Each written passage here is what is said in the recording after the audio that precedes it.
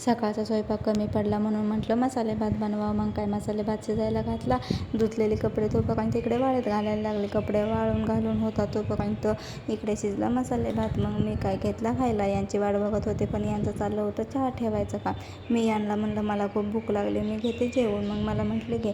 मग काय पातेल्यात थोडी डाळ होती, त्या डाळीतच भात घेतला आणि लागले खायला. पातेल्यात खाण्याची सवय यांच्यामुळेच मला लागली. जेवण केलं, थोडा वेळ झोपी गेले. झोपेतून उठून बघते काय किचन एवढं घाण केलं होतं यांनी. मग मला कामाला यायचं होतं म्हणून मी आधी स्वयंपाक बनवून घेतला. स्वयंपाक पटकन बनवून घेतला आणि भांडी किचन घासून घेतलं.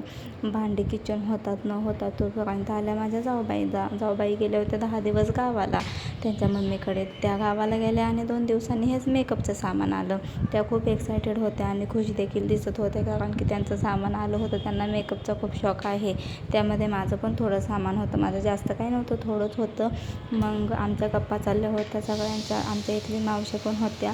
आमच्या गप्पा चालल्या होत्या. 5:30 बघता वाजत आल्या. कपड्याच्या घड्या आणल्या होत्या मी. त्या पटकन कपड्याच्या घड्या घातल्या, माझी बॅग घेतली आणि मी निघाली कामाला.